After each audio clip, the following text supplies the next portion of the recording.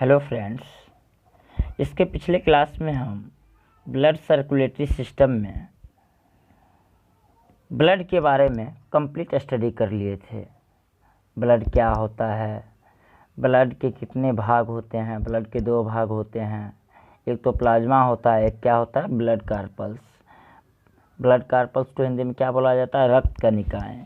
Plasma जो होता है ब्लड में कितना परसेंट होता है, तो 55% होता है। कितना परसेंट होता है, 55% होता है। ब्लड कार्पस कितना परसेंट होता है सर, 45%। ये 45% पे क्या चीज़ होता है, तीन चीज़ होता है। एक तो आरबीसी होता है, एक डब्ल्यूबीसी होता है, एक प्लेटलेट्स होता है, यानी बिम्बाणु इसको कहते हैं। यानी हम लोग बारी बारी से प्लाज्मा का क्या कार्य है, आरबीसी का क्या कार्य है, डब्ल्यूबीसी का क्या कार्य होता है, प्लेटलेट्स का क्या कार्य होता है, कंप्लीट स्टडी इसके पिछले क्लास में हम लोग कर चुके हैं सर। चलिए सर, आज हम लोग स्टार्ट करने वाले हैं ह्यूमन हार्ट, मानव हृदय। किसके बारे में स्टडी करेंगे सर, आज हम लोग मानव हृदय के बारे में। चलिए हम लोग स्टार्ट करते हैं। अगर आप पहले क्लास का वीडियो नहीं देखे हैं तो आप जाइए प्लेलिस्ट में जा कर के आप पहले क्लास इसका जो दिया हुआ है, नाम मेंशन करके दिया गया है वीडियो पे, आप वहाँ पे जा कर के पार्ट 1 इसका वीडियो देख लें। उसके बाद ये वीडियो को देखेंगे तो और अच्छे से क्लियर आपको पता चलेगा। अगर सर ये वीडियो आपको अच्छा लगता है तो लाइक शेयर एंड सब्सक्राइब कीजिए।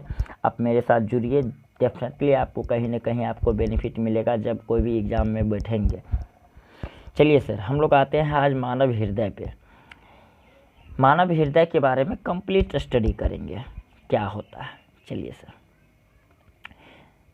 देखिए सर, मानव हृदय, इसके अध्ययन को, कि मानव हृदय के अध्ययन को क्या कहा जाएगा, कार्डियोलॉजी। क्या कहा जाएगा सर, कार्डियोलॉजी।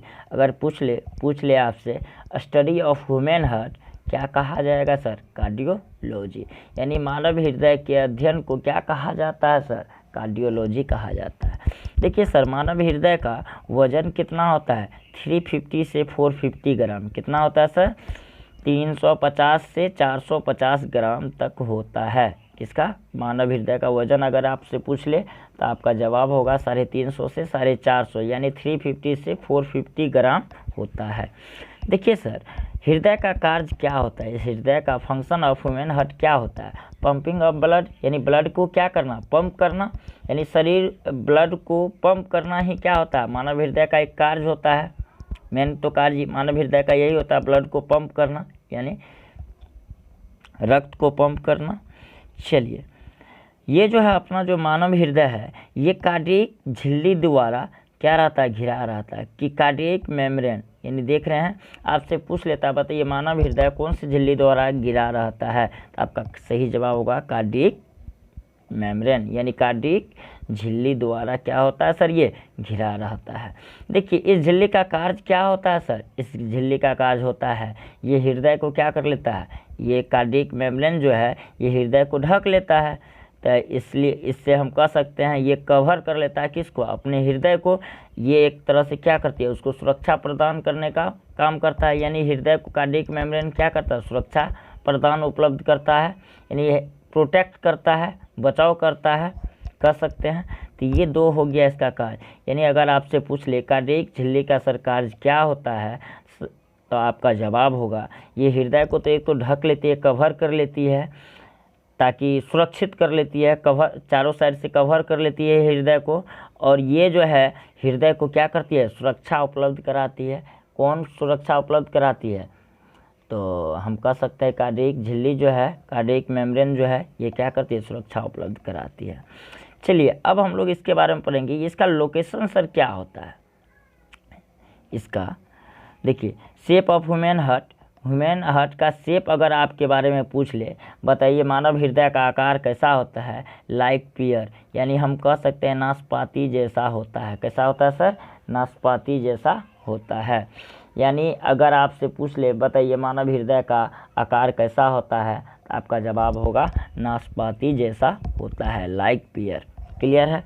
चलिए, अब हम लोग पढ़ेंगे location of our human heart, यानी मानव हृदय की स्थिति क्या होती है। देख रहे हैं आपके सामने फिगर बनाया हुआ है, ये नॉर्मल कंडीशन का, किस कंडीशन का है, नॉर्मल कंडीशन का, नॉर्मल कंडीशन देख रहे हैं आप।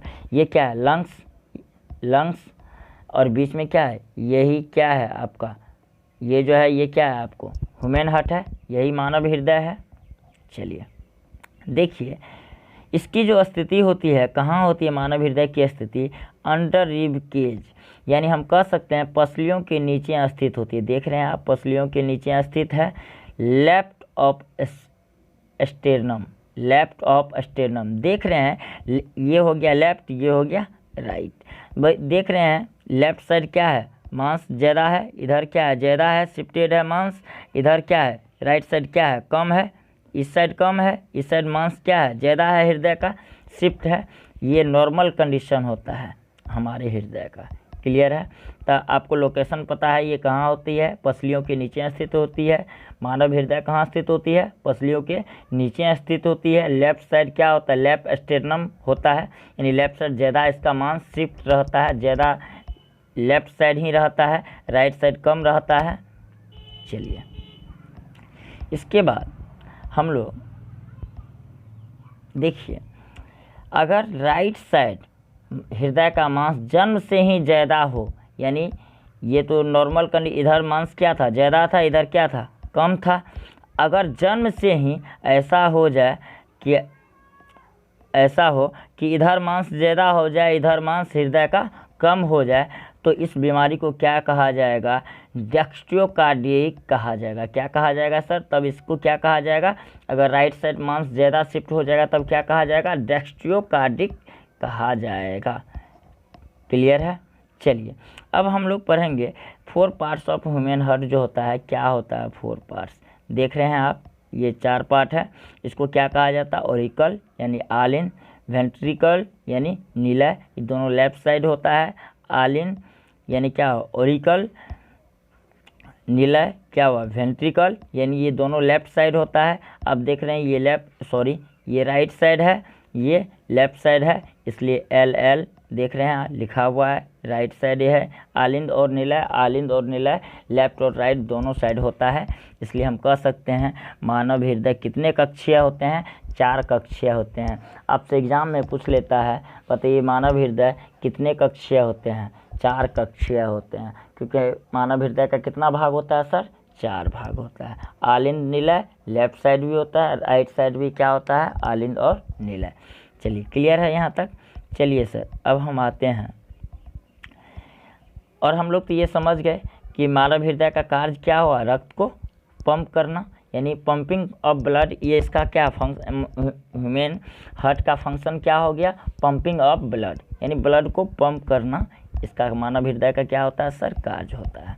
देखिए सर, जब कॉन्ट्रैक्शन होगा, मानव हृदय जब कॉन्ट्रैक्शन होगा, सिकुड़ेगा, जब मानव हृदय सिकुड़ेगा तो क्या होगा? ब्लड जो मानव हृदय में रहेगा वो क्या हो जाएगा? एग्जिस्ट हो जाएगा, बाहर हो जाएगा। हम कह सकते हैं ब्लड एग्जिस्ट आवर बॉडी, कह सकते हैं ब्लड एग्जिस्ट आवर बॉडी, यानी ब्लड क्या हो जाएगा? रक्त क्या हो जाएगा? बाहर हो जाएगा। कहाँ से? हृदय से क्या हो जाएगा? हार्ट से क्या हो जाएगा? बाहर। जब जैसे ही हृदय सिकुड़ेगा तो ब्लड एग्जिस्ट हो जाएगा हार्ट से, यानी हृदय से ब्लड बाहर हो जाएगा। जब बाहर हो जाएगा, इसी को क्या कहा जाता है? सिस्टोल कहा जाता है। जब मानव हृदय फैलेगा तो ब्लड क्या हो जाएगा? उसमें रक्त प्रवेश कर जाएगा, किसमें? ह्यूमन हार्ट में, और इसी प्रोसेस को बोला जाता है डायस्टोल। यानी आपको समझ में आ गया सिस्टोल और डायस्टोल किसको कहा जाता है? जब मानव हृदय सिकुड़ेगा तब क्या होगा? ब्लड एग्जिस्ट कर जाएगा। कहाँ से? हमारे हृदय से, यानी हम कह सकते हैं रक्त जो है सर मानव हृदय से क्या हो जाता है? जैसे हृदय का सिकुड़न होगा तो वो क्या हो जाएगा? ब्लड बाहर हो जाएगा, और इस प्रोसेस को क्या बोला जाता है सर? सिस्टोल बोला जाता है। जब मानव हृदय फैलेगा तो ब्लड क्या होगा? मानव हृदय में प्रवेश कर जाएगा। इसी प्रोसेस को क्या बोला जाता है? डायस्टोल बोला जाता है। क्लियर है सर? यानी मानव हृदय सिकुड़ेगा तो सिस्टोल होगा, फैलेगा तो डायस्टोल होगा। ये क्लियर है? और देखिए मानव हृदय में जो धड़कन, जो हार्ट बीट जो उत्पन्न करता है, कौन किसके कारण उत्पन्न होता है? तो आपका जवाब होगा SA नोड। किस नोड के जरिए? SA नोड के जरिए मानव हृदय का क्या होता है? हार्ट बीट प्रोड्यूस होता है। यानी मानव हृदय धड़कन किसके कारण प्रोड्यूस होता है? SA नोड के कारण प्रोड्यूस होता है। आप यहाँ पर देख रहे होंगे, यहाँ पे बनाया हुआ है ये कितने 4 कक्षीय होते हैं। और देख रहे हैं यहाँ पे ऐसे नोड कहाँ है, इसका लोकेशन देख रहे हैं, ये बीच में है, यानी अपर से देख रहे हैं, अपर वाले क्वाड्रेंट में, अपर से सेकंड क्वाड्रेंट में है। तो ये लोकेशन है मेरा ऐसे नोड का। चलिए अब हम लोग हार्ट बीट के बारे में पढ़ेंगे। हम लोग समझ गए सिस्टोल डायस्टोल किसको कहते हैं। सिस्टोल जो होता है उसमें रक्त क्या होता है, हृदय से बाहर चला जाता है, यानी उसमें हम कह सकते हैं हृदय का क्या होगा, सिकुड़न होगा, यानी कॉन्ट्रैक्शन होगा। जब हृदय फैलेगा तो रक्त अंदर आ जाएगा हृदय के, और इस प्रोसेस को क्या बोला जाएगा सर, डायस्टोल बोला जाएगा। चलिए क्लियर है। अब हम लोग आते हैं ह्यूमन हार्ट, यानी मानव हृदय, मानव हृदय में ही हम लोग पढ़ेंगे हार्ट बीट, यानी हृदय का धड़कन जो होता है कैसे होता है। देखिए वन सिस्टोल और धड़कन कौन उत्पन्न करता है, ऐसे नोड उत्पन्न करता है। कौन करता है, जनरेट कौन करता है, धड़कन को जनरेट कौन करता है, तो ऐसे नोड करता है।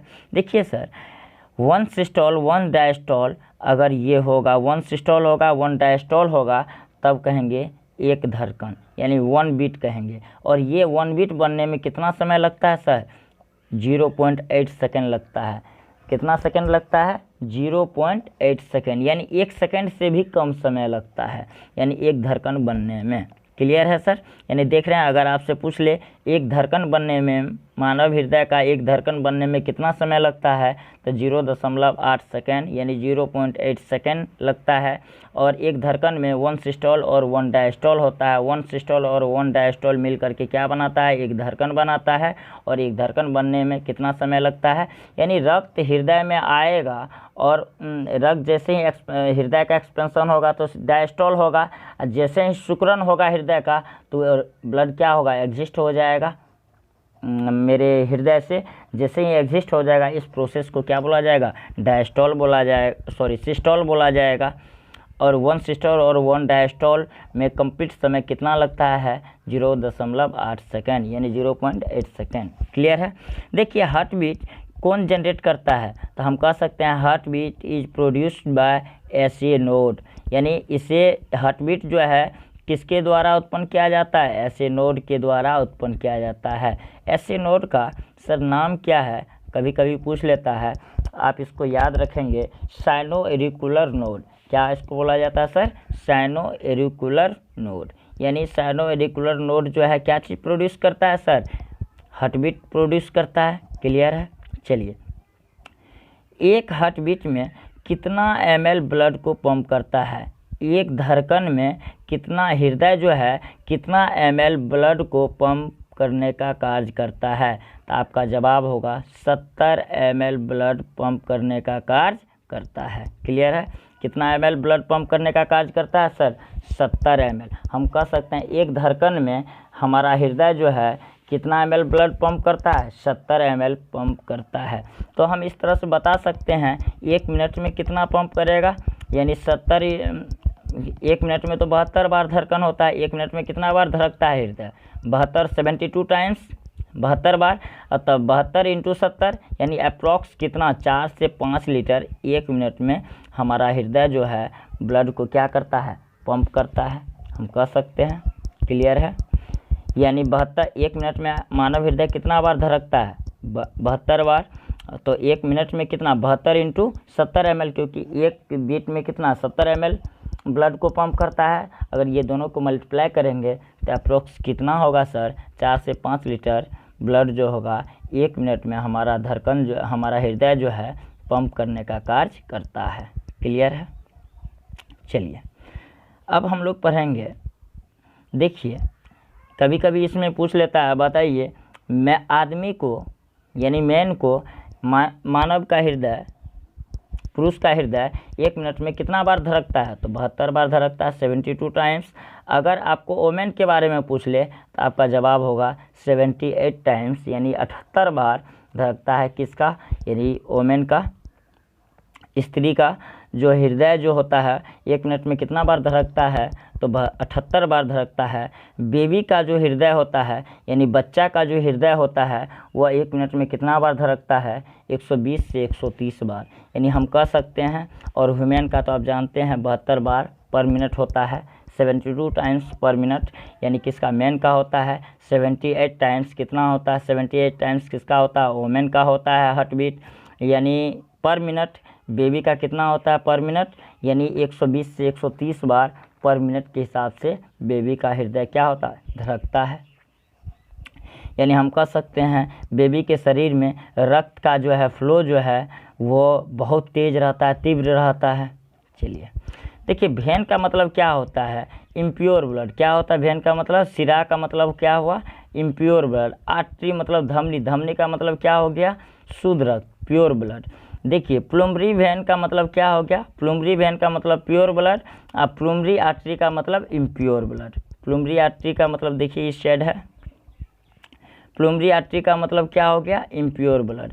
यानी प्लूमरी अगर लग जाए तो आर्टरी प्लूमरी आर्टरी का मतलब क्या हो गया, इम्प्योर ब्लड। वेन का मतलब कौन सा हो गया आपको, इम्प्योर ब्लड। आर्टरी का हो गया, धमनी का हो गया, धमनी का मतलब क्या हो गया आपको, सॉरी प्योर ब्लड। धमनी मतलब प्योर ब्लड, सिरा मतलब इम्प्योर ब्लड, धमनी मतलब प्योर ब्लड, और प्लूमरी वेन मतलब प्योर ब्लड, और प्लूमरी आर्टरी मतलब क्या हो गया सर, इम्प्योर ब्लड। देख रहे हैं, प्लूमरी अगर वेन हो गया तो वेन का मतलब कौन सा ब्लड हो गया, प्योर ब्लड कह सकते हैं, प्योर ब्लड। आप प्लूमरी आर्टरी है तो इम्प्योर ब्लड। क्लियर है। देखिए चलिए एक डायग्राम है सर आप लोग के सामने, थोड़ा सा इसको गौर से, और आपको देखने में थोड़ा सा दिक्कत होगा तो थोड़ा इसको अच्छे से देखिएगा तो आपको और ज़्यादा क्लियर आएगा।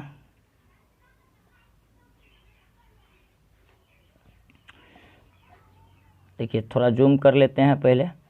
चलिए देखिए, ये आप देख रहे हैं, ये मानव का हृदय है। यहाँ पे क्या है, मानव का हृदय है। देखिए ये हृदय में कितना, 4 वाल्व हैं लगे, 1 2 3 4, 4 वाल्व हैं। देखिए चारों का नाम बाद में हम सीखेंगे, पहले इसका फंक्शन देखते हैं, ये हमारे शरीर में कैसे कार्य करता है। ये देखिए इम्प्योर ब्लड आ रहा है इस होकर के, इस नोड से आ रहा है, और जैसे ये इंटर कर गया इसका हृदय, जब मेरा हृदय फैलेगा तो क्या होगा, ब्लड जब हृदय का फैलाव होगा तो ब्लड क्या हो जाएगा, इंटर कर जाएगा हृदय में। जैसे ही उसका कॉन्ट्रैक्शन होगा ब्लड कहाँ चला जाएगा, लंग्स में, और लंग्स में क्या हो जाएगा, फिल्टर हो जाएगा। ये फिल्टर होकर के ब्लड कहाँ आ जाएगा, फिर ह्यूमन हार्ट में आ जाएगा। फिर ह्यूमन हार्ट का क्या होगा, फैला होगा। जैसे ही ह्यूमन हार्ट फैलेगा तो लंग्स से कहाँ आ जाएगा, प्योर ब्लड ह्यूमन हार्ट में आ जाएगा। जैसे ही ह्यूमन हार्ट क्या होगा, सिकुड़ेगा तो क्या हो जाएगा, ब्लड ह्यूमन हार्ट से क्या हो जाएगा, एग्जिस्ट हो जाएगा। और जैसे ही सिकुड़ेगा तो इसी प्रोसेस को तो हम कहते थे सिस्टोल सर। और जैसे हृदय फैलेगा तो उस प्रोसेस को क्या बोला जाता, डायस्टोल बोला जाता था। तो यानी देख रहे हैं सबसे पहले ब्लड जो है कहाँ सप्लाई करता है, ये अपना हमारा हृदय सबसे पहले ये कार्डियक आर्टरी के द्वारा सबसे पहले किसको देता है, ब्रेन को देता है। किसको देता है, ब्रेन को। और ब्रेन जो है अग्र महाधमनी यानी सुपेरियर वेन केवा के द्वारा इम्प्योर ब्लड को, यानी ब्रेन से जो इम्प्योर ब्लड इस होकर के तो प्योर ब्लड गया इसमें, इस होकर के तो आया, इस होकर के क्या हो गया, इम्प्योर ब्लड। फिर कहाँ चला गया सर, आपको मानव हृदय में चला गया। यानी सबसे पहले इसका कार्य होता है किसको देना, ब्रेन को देना। हैंड और ब्रेन को सबसे पहले प्रोवाइड करता है मेरा ये हृदय जो है, ब्लड किसको सबसे पहले प्रोवाइड करता है, हैंड और ब्रेन को। क्लियर है। चलिए, और किसके द्वारा, कौन से धमनी के द्वारा भेजता है ब्रेन में, तो कभी कभी पूछ लेता है।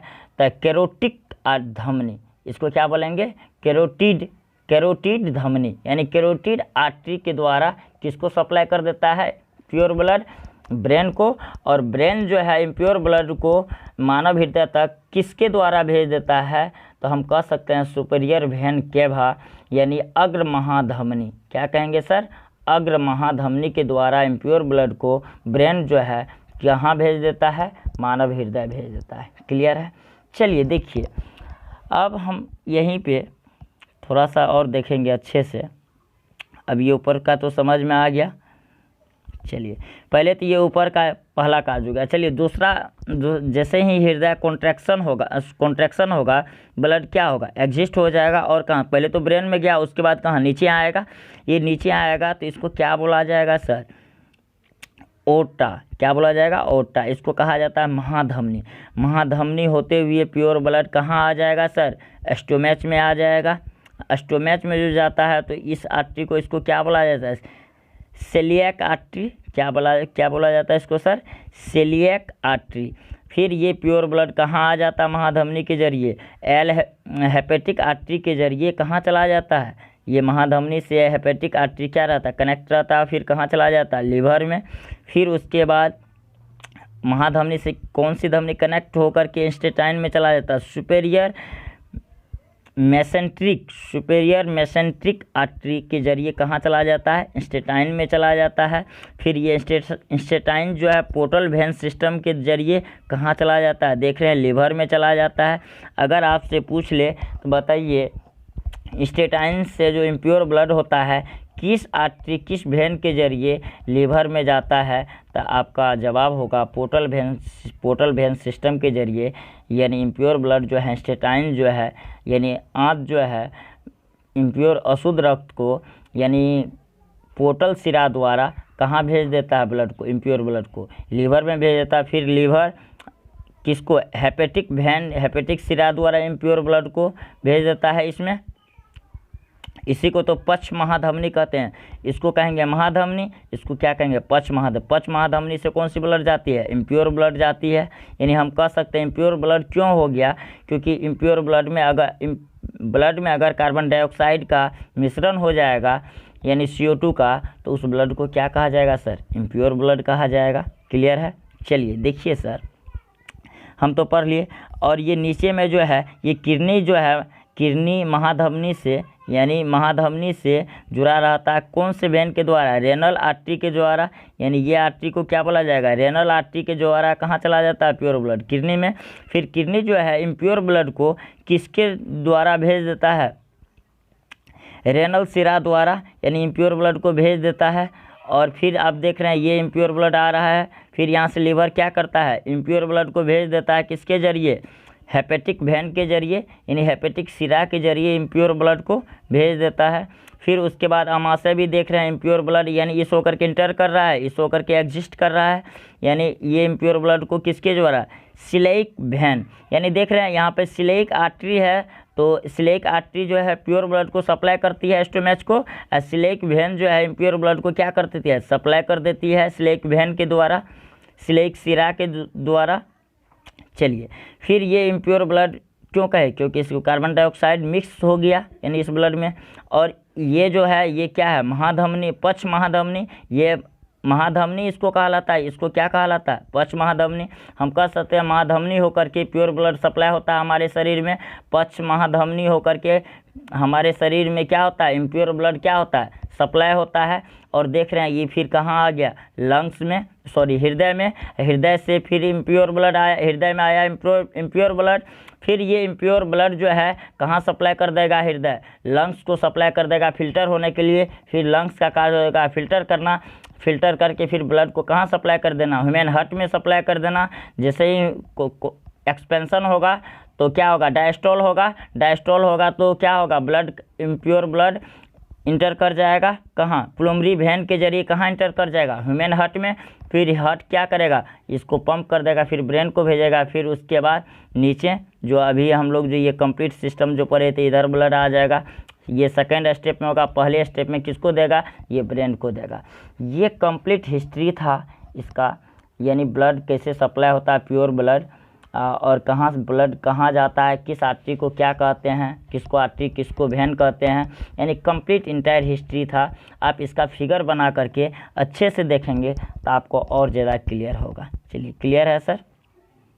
चलिए अब हम लोग पढ़ेंगे सर, मानव का जो हृदय होता है सर, इसमें कितने valve पाए जाते हैं, 4 valve पाए जाते हैं। कितने valve होते हैं, आपको तो अभी जस्ट दिखाए थे। यानी मानव हृदय कैसा होता है, ऐसा होता है, और इसमें क्या होता है, 4 valve होता है। यानी एक इंटर करता है, एक एग्जिस्ट करता है। उस समय एक बार इम्प्योर ब्लड इंटर करेगा, एक बार क्या होगा, इम्प्योर ब्लड क्या होगा, हार्ट से एग्जिस्ट करेगा, यानी 2 valve। फिर प्योर ब्लड जो है लंग्स क्या करेगा, फिल्टर करके प्योर ब्लड को सप्लाई कर देगा किसको, ह्यूमन हार्ट को। ह्यूमन हार्ट को जो सप्लाई करेगा प्योर ब्लड को, तो उस valve तीसरा बल्ब हो गया। और फिर वो एग्जिस्ट जो करेगा ह्यूमन बल्ब जो है, ह्यूमन हार्ट जो है, ये प्योर ब्लड को जो सप्लाई करेगा शरीर को, वह कौन सा बल्ब होगा? चौथा। यानी हम कह सकते हैं मानव हृदय में कितने बल्ब होते हैं? 4 बल्ब होते हैं। क्लियर है? देखिए फंक्शन ऑफ बल्ब क्या होता है? Oppose backward flow of blood, यानी ब्लड के बैकवर्ड फ्लो को क्या करना? रोकना। यानी हम कह सकते हैं यह रक्त के पक्ष गति यानी पीछे की ओर गति को रोकने का कार्य करता है। यानी हम कह सकते हैं ब्लड के पक्ष गति को रोकने का कार्य कौन करता है? ह्यूमन बल्ब का कार्य ही होता है पक्ष गति को क्या करना? बैकवर्ड फ्लो ऑफ ब्लड को क्या करना? अपोज करना। यानी बैकवर्ड फ्लो नहीं होने देना, उल्टा बहने नहीं देना। जिस डायरेक्शन में बह रहा है उसी डायरेक्शन में ब्लड बहे, उसके बैकवर्ड डायरेक्शन में नहीं फ्लो होना स्टार्ट हो, इसको रोकना ही किसका कार्य होता है? मानव हृदय के बल्ब का क्या होता है? कार्य होता है। चलिए देखिए, अगर शरीर में कैल्शियम की मात्रा बढ़ जाता है तो बल्ब जो होता है तो बल्ब कठोर हो जाता है, तो इसे सुअर बल्ब के द्वारा बदला जाता है। इस टेक्निक को एक्जिनोग्राफ्टिंग कहा जाता है। क्या कहा जाता है सर? देखिए अगर हम कैल्शियम का मात्रा ज़्यादा कैल्शियम अगर हम ज़्यादा लेने लगेंगे तो उसके पश्चात क्या होगा? हमारा हृदय का जो बल्ब होगा वह क्या हो जाएगा सर? कठोर हो जाएगा। जब कठोर हो जाएगा तो वो प्रॉपर वे में वर्किंग नहीं कर पाएगा। जब वर्किंग नहीं कर पाएगा तो हमारे शरीर में ब्लड का सर्कुलेशन सही से नहीं हो पाएगा। तो इस बल्ब को हम सुअर बल्ब से क्या कर देते हैं? बदल देते हैं, ट्रांसफॉर्म कर देते हैं, चेंज कर देते हैं। अगर सुअर बल्ब से बदल दिए तो इसी टेक्निक को क्या कहा जाता है सर? एक्जिनोग्राफ्टिंग कहा जाता है। क्लियर है? चलिए देखिए अभी जो 4 बल्ब का हम लोग पढ़ रहे हैं, चारों बल्ब का नाम क्या है? प्योर ब्लड जो सप्लाई हार्ट जो कर रही है, ये आपका कंप्लीट स्ट्रक्चर है। देखिए प्योर ब्लड जो सप्लाई कर रहा है तो उसको क्या? एरोटिक बल्ब क्या कहा जाता है? हार्ट जो प्योर ब्लड को जो सप्लाई करती है उस बल्ब को क्या कहा जाता है? Erotic bulb. मिट्रल बल्ब से क्या होती है? ब्लड लंग्स से कहाँ आ जाती है? लंग्स से ऊपर में, लंग्स से कहाँ आ जाती है? देख रहे हैं प्योर ब्लड आ रहा है, तो मिट्रल बल्ब के जरिए प्योर ब्लड जो है लंग्स से कहाँ आ जाती है? ह्यूमन हार्ट में। यानी देख रहे हैं इस साइड जो है ट्रिकस्पिड बल्ब, इस बल्ब को क्या कहा जाता है? इस बल्ब से इम्प्योर ब्लड क्या होता है? आता है, और ऊपर से जो है ये ब्रेन से ब्लड आता है। ये दोनों मिक्स होकर के इस बल्ब के जरिए यानी ट्रिकस्पिड बल्ब के जरिए क्या हो जाता है? इम्प्योर ब्लड कहाँ इंटर कर जाती है? हमारे हृदय में। और फिर ये हृदय जो है इम्प्योर ब्लड को कहाँ सप्लाई कर देती है? कौन से वैल्व के जरिए? प्लुमरी वैल्व के जरिए, प्लुमोनरी वैल्व के जरिए जो है हमारा जो हृदय है इम्प्योर ब्लड को कहाँ सप्लाई कर देती है? लंग्स को सप्लाई कर देती है। यानी आप देख रहे हैं एरोटिक बल्ब के द्वारा अगर पूछा जाए एरोटिक बल्ब का क्या कार्य होता है? इम्प्योर ब्लड का सप्लाई करना। मानव हृदय प्योर ब्लड को क्या करती है? सप्लाई कर देती है हमारे शरीर में। मिट्रल बल्ब का कार्य होता है लंग्स से प्योर ब्लड को मतलब ह्यूमन हार्ट में, मानव हृदय में इंटर करना यानी प्रवेश करना ही क्या कहलाता है? मिट्रल बल्ब का कार्य होता है। ट्रिकस्पिड बल्ब का कार्य क्या होता है? यानी इम्प्योर ब्लड को मानव हृदय में क्या करना? इंटर करेगा, और फिर मानव हृदय उसको क्या करेगा? पंप कर देगा। कहाँ? लंग्स में। और किस बल्ब के जरिए पंप करेगा? प्लुमोनरी बल्ब के जरिए। यानी यही 4 बल्ब होता है, प्लुमरी बल्ब, ट्रिकस्पिड बल्ब, एरोटिक बल्ब और मिट्रल बल्ब। और ये चारों का कार्य जो होता है हम आपको डिस्कस कर दिए। चलिए अब यानी हम कह सकते हैं ये जो होता है प्योर ब्लड को क्या करती है? सप्लाई करती है। ये इम्प्योर ब्लड को ये प्योर ब्लड हो गया, ये प्योर ब्लड हो गया, ये दोनों इम्प्योर ब्लड होगा, इम्प्योर, ये भी इम्प्योर। यानी हम कह सकते हैं ये इम्प्योर ब्लड को इंटर करवा रही है किस बल्ब के जरिए? ट्रिकस्पिड बल्ब के जरिए। और प्लुमोनरी बल्ब के जरिए इम्प्योर ब्लड को कहाँ भेज दे रही है? लंग्स में। और एरोटिक बल्ब के जरिए प्योर ब्लड कहाँ चला जा रहा है? पूरा शरीर में। यानी इस बल्ब के जरिए बाहर चला जाता है हृदय से। इंटर जो कर रहा है किस बल्ब के जरिए? मिट्रल बल्ब के जरिए प्योर बल्ब कहाँ इंटर करती है? मानव हृदय में। यही था चारों बल्ब का कार्य। चलिए अब हम लोग थोड़ा सा पढ़ते हैं चलिए, फर्स्ट साउंड जो होता है उसको क्या बोला जाता है? S1, producing by closing mitral and tricuspid. Mitral और ट्रिकस्पिड वाल्व जो होता है इसी का producing by closing mitral and ट्रिकस्पिड।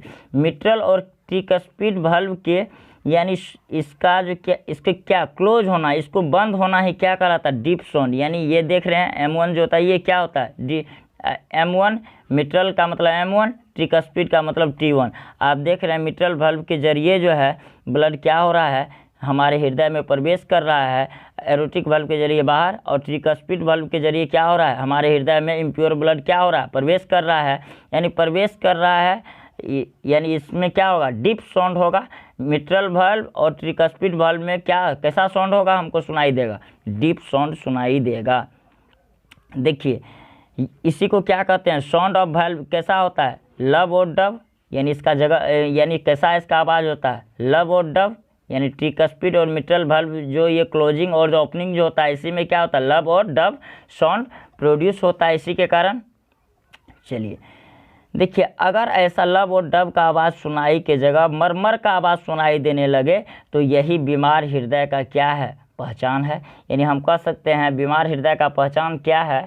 लब और डब आवाज़ की जगह क्या क्या आवाज़ सुनाई देने लगे? मरमर की आवाज़ सुनाई देने लगेगा तो हम कह सकते हैं यह बीमार हृदय की क्या है? मरमर की आवाज़ बीमार हृदय की पहचान होती है। क्लियर है? चलिए, इसके बाद हम लोग आगे आते हैं। देखिए, कार्डियक चक्र, यानी कार्डियक चक्र जो होता है क्या होता है? देखिए, हृदय की धड़कन का निर्माण करना एक बीट में कितना समय लगता है? 0.8 सेकेंड लगता है। कितना लगता है? 1 बीट में कितना समय लगता है? कितना टाइम कंज्यूम होता है? 0.8 सेकेंड। देखिए, इसके 3 भाग होते हैं। कार्डियक चक्र जो होता है यानी कंप्लीट एक चक्र होने में, उस कंप्लीट चक्र को ही क्या बोला जाता है? यानी धड़कन के कंप्लीट चक्र, एक धड़कन बनने में कंप्लीट चक्रण जो होता है, साइकिल जो होता है, उसी को क्या बोला जाता है? कार्डियक चक्र बोला जाता है। देखिए, हृदय की धड़कन का निर्माण करना किसका होता है? कार्डियक चक्र का काम होता है। एक बीट कितना समय लगता है? 0.8 सेकेंड। इसके कितने भाग होते हैं कार्डियक चक्र के? 3 भाग होते हैं। चलिए देखिए, कौन कौन सा भाग होता है। एक तो होता है ऑरिकुलर सिस्टोल, यानी आलिंद संकुचन।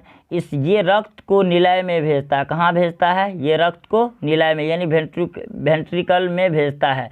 कितने सेकंड में, कितने समय में भेजता है? 0.1 सेकंड में। यानी ऑरिकल सिस्टोल जो होगा, आलिंद संकुचन जो होगा, इससे क्या होगा? रक्त को कहाँ भेज देता है? निलय में भेज देता है। कितने सेकंड में? 0.1 सेकंड में। देखिए, वेंट्रिकल सिस्टोल का मतलब क्या हुआ? निलय संकुचन का मतलब क्या हुआ? ये रक्त को हृदय से बाहर भेज देता है। कितने समय में भेज देता है? रक्त को हृदय से बाहर कितने समय में भेज देता है? 0.3 सेकंड में। कितने 10 सेकंड में? 0.3 सेकंड में, 0.3 सेकंड में ये क्या करता है? रक्त को हृदय से बाहर भेज देता है। कौन? निलय संकुचन। यानी हम कह सकते हैं वेंट्रिकल सिस्टोल जो है ये 0.3 सेकंड में हृदय से रक्त को क्या कर देता है? बाहर भेज देता है। देखिए, डायस्टोल जो होता है इसको क्या बोला जाता है? शीतलन। यानी all chamber of heart diastole with them. यानी हम कह सकते हैं सभी कक्ष एक साथ फैलते हैं। कितने सेकंड में? 0.4 सेकंड में। आप देख रहे हैं ऑरिकल सिस्टोल, वेंट्रिकल सिस्टोल, यानी आलिंद संकुचन, निलय संकुचन, और क्या हो रहा है? डायस्टोल यानी शीतलन। इसलिए हम कह सकते थे कार्डियक चक्र में कितने पार्ट होते हैं? 3 भाग होते हैं। Auricle systole, ventricle systole, diastole. यानी सबका कार्य समझ गए हम लोग। ऑरिकल सिस्टोल का क्या होता है? ये रक्त को कहाँ भेजने का काम करता है? निलय में। कितने सेकंड में भेज देता है? 0.1 सेकंड में।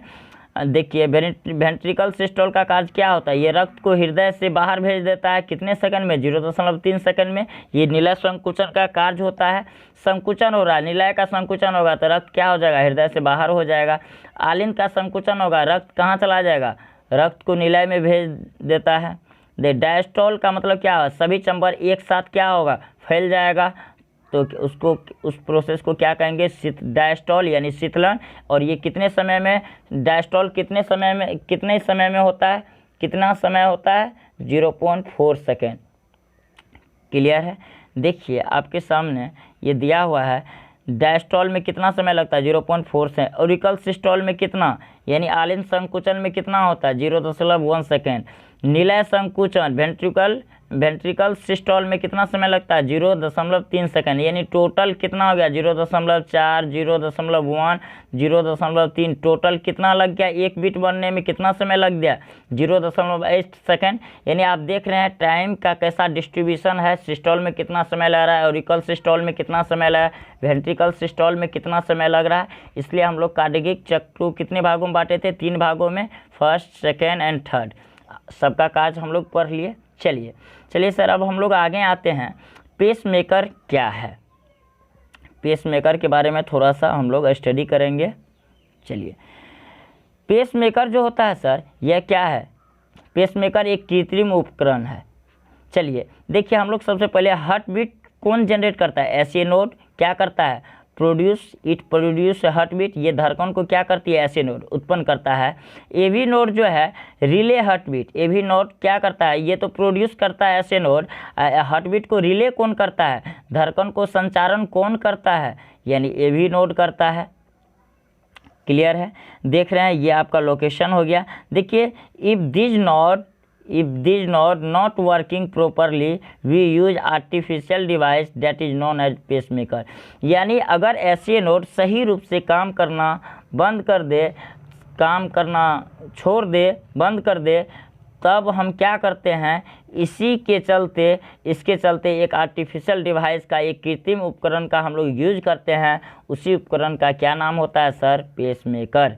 यानी क्लियर है, समझ में आ गया होगा। यानी ऐसे नोड अगर काम सही से नहीं कर रहा है, तब हम क्या करेंगे, उस धड़कन बनाने के लिए एक आर्टिफिशियल डिवाइस का यूज करेंगे, और उसी डिवाइस को क्या कहा जाता है, उसी डिवाइस को क्या कहा है, किस नाम से जानते हैं, पेसमेकर के नाम से जानते हैं। और पेसमेकर जो है ये क्या है, हम तो पहले ही आर्टिफिशियल जब डिवाइस बनाए तो ये क्या कहेंगे, ये एक प्रकार का क्या है, कृत्रिम उपकरण है। इसको कहाँ सेट किया जाता है, it is set under a collar bone, यानी हम कह सकते हैं ये कॉलर बोन के नीचे लगी होती है। कहाँ लगी होती है पेसमेकर, कॉलर बोन के नीचे लगी होती है। देखिए, आर्टिफिशियल बीट प्रोड्यूस, यानी ये जो पेसमेकर जो है ये कैसा धड़कन उत्पन्न करती है, कृत्रिम धड़कन उत्पन्न करती है। इसमें क्या होता है, इसमें कौन सी बैटरी लगी होती है, इसमें लिथियम बैटरी लगी होती है। और कितने साल पे चेंज करना पड़ता है पेसमेकर का बैटरी, 10 साल पे चेंज करना पड़ता है। यानी आपका ये कुछ इंपॉर्टेंट पॉइंट हो गया। अगर साइनो एरिकुलर नोड यानी ऐसे नोड अगर सही से काम नहीं कर रहा है, तो हम क्या करेंगे, आर्टिफिशियल डिवाइस का यूज़ करेंगे, और वो आर्टिफिशियल डिवाइस से क्या कहलाएगा, पेसमेकर कहलाएगा। और ये पेसमेकर जो है कहाँ सेट होता है, ये कॉलर बोन के नीचे सेट होता है, और ये एक प्रकार का कृत्रिम धड़कन उत्पन्न करता है। और इसमें जो बैटरी लगी रहती है पेसमेकर में, वो उसमें क्या लिथियम बैटरी लगी रहती है, और इसको हर 10 साल पे क्या करना पड़ता है सर, चेंज करना पड़ता है। चलिए क्लियर है। चलिए अब हम लोग थोड़ा सा ईसीजी के बारे में हम लोग थोड़ा सा पढ़ लेते हैं। ईसीजी क्या होता है, देखिए ईसीजी मतलब इलेक्ट्रोकार्डियोग्राफी। इलेक्ट्रोकार्डियोग्राफी मतलब क्या हो गया, यानी ये हार्ट का क्या किया जाता है, ईसीजी किया जाता है। यानी इससे देखा जाता है सिस्टोल डायस्टोल सही रूप से हो रहा है कि नहीं हो रहा है। अगर ये दोनों का मैग्नीट्यूड यानी सिस्टोल और डायस्टोल का पोटेंशियल डिफरेंस अगर नॉर्मल आ रहा है तो ठीक है हृदय। अगर कुछ ना कुछ अगर वेरिएशन आ रहा है सिस्टोल और डायस्टोल में, तो इसका मतलब हार्ट में कुछ ना कुछ क्या है सर, गड़बड़ी है, जिसके चलते क्या हो, ईसीजी नॉर्मल नहीं है, उसका क्या है, पोटेंशियल डिफरेंस क्या है, नॉर्मल नहीं है, डिफरेंट है, कुछ अलग है। चलिए देखिए, ईसीजी में क्या होता है, हार्ट के मोशन को क्या किया जाता है, ऑब्जर्व किया जाता है। यानी हार्ट क्या होता है, हार्ट के मोशन को क्या किया जाता है, इसमें ऑब्जर्व किया जाता है। यानी सिस्टोल और diastole are notice on skin. यानी ईसीजी टेस्ट में हम लोग क्या करते हैं, सिस्टोल और डायस्टोल को हम लोग नोटिस करते हैं। किस पे नोटिस करते हैं, स्किन पे क्या करते हैं, नोटिस करते हैं। यानी सिस्टोल और डायस्टोल का क्या है, पोटेंशियल डिफरेंस जो है दोनों का नॉर्मल है कि नहीं है। अगर नॉर्मल है तो ठीक है हृदय, अगर नॉर्मल नहीं है इसका मतलब हृदय में कुछ ना कुछ क्या है, गड़बड़ी है। और ये कौन से टेस्ट से पता चलता है, हृदय का ही टेस्ट होता है, ईसीजी टेस्ट। इसको क्या कहते हैं, इलेक्ट्रोकार्डियोग्राफी। चलिए अब हम लोग आते हैं ब्लड प्रेशर। यानी रक्त दाब। देखिए रक्त दाब क्या होता है, रक्त द्वारा धमनी पर डाला गया दाब को क्या कहा जाएगा। यानी हम जानते हैं धमनी में कौन सा ब्लड सप्लाई होता है, प्योर ब्लड क्या होता है, सप्लाई होता है। यानी हम कह सकते हैं रक्त द्वारा धमनी पर डाला गया दाब ही क्या कहलाता है सर, रक्त दाब कहलाता है। यानी हम कह सकते हैं pressure exerted by blood on the blood vessel, यानी ब्लड यानी रक्त का जो रक्त द्वारा धमनी पर डाला गया दाब क्या कहलाता है, रक्त दाब। यानी धमनी से क्या होता है, प्योर ब्लड क्या होता है, सप्लाई होता है। देखिए फर्स्ट जो होता है, फर्स्ट हेल्स ने, एक वैज्ञानिक थे हेल्स ने किसका मापा था बीपी, घोड़ी का बीपी मापा था। किसका मापा था, सबसे पहले किसका बीपी मापा गया था, घोड़ी का बीपी मापा गया था। और बीपी सबसे पहले मापने वाले आदमी कौन थे, हेल्स थे। सबसे पहले कौन थे, हेल्स ने बीपी मापा था। इसका यूनिट क्या होता है, mmHg। क्या होता है सर, mmHg। इसका यूनिट क्या होता है, mmHg। Hg मतलब क्या हो, मरकरी, पारा। देखिए बीपी की वैल्यू वायुमंडलीय दाब से बढ़ी हुई होती है। बीपी का जो वैल्यू होता है वह क्या होता है, वायुमंडलीय दाब से क्या होता है, बढ़ी हुई वैल्यू होती है। बीपी का मतलब ब्लड प्रेशर। देखिए मेजर्ड बाय, इसको बीपी को किसके द्वारा मेजर किया जाता है,